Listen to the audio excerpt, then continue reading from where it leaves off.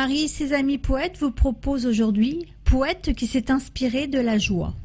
Théodore de Banville, né le 14 mars 1823 à Moulins dans l'Allier et meurt le 13 mars 1891 à Paris, est un poète dramaturge et critique français, célèbre pour les odes funambulesques et les exilés.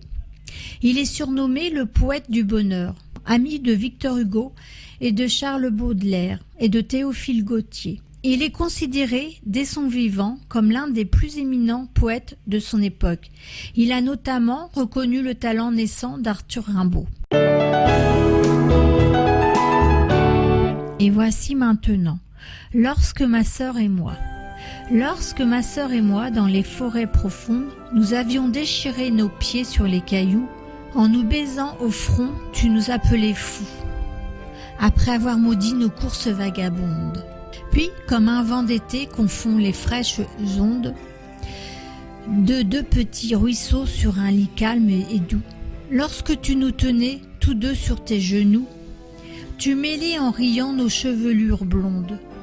Et pendant bien longtemps, nous restions là, blottis, heureux, tu disais parfois, « Oh, cher petit, un jour vous serez grand, et moi je serai vieille. » Les jours se sont enfuis, d'un vol mystérieux, mais toujours la jeunesse éclatante et vermeille, fleurit dans ton sourire et brille dans tes yeux. Mon coup de cœur aujourd'hui est Jean-Luc Lahure. Jean-Luc Lahure est né le 21 novembre 1957 à Troyes dans l'Aube. Pourquoi il est écrivain de la vie? Simplement parce qu'il aime les mots. La littérature, depuis les années 1980, il a lu énormément et de tout. Pour lui, l'écriture au début était un passe-temps, comme une évasion, à cause d'une longue peine de prison. Dans sa jeunesse, il a fait beaucoup d'erreurs, mais aujourd'hui, il s'est racheté.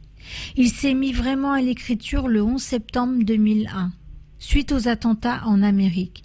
Il ne pouvait plus se taire et garder cela pour lui. Il fait de la poésie avec des mots simples, le langage de tous les jours. Alors il a écrit son premier recueil, Ir, où il parle de tout. À ce jour, il a écrit 9 recueils, un roman autobiographique, une anthologie poétique sur le thème de la prison, une pièce de théâtre, 3 recueils avec la collaboration de personnes rencontrées sur Facebook, un recueil en duo, un essai, un livre de philosophie poétique et 8 recueils collectifs.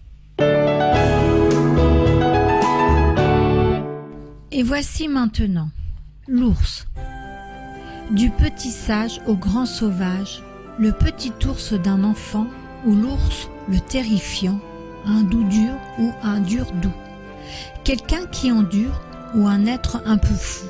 Fou comme mes écrits, parfois des coups de griffe sur le papier, mais aussi des mots des mois, des voyages dans l'immensité. Mon encre peut être miel, mais aussi sang. Je suis un poète qui veille, un ours pas méchant, un ours très sage ou terrifiant sauvage.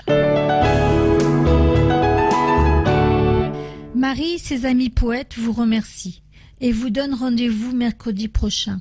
Au revoir.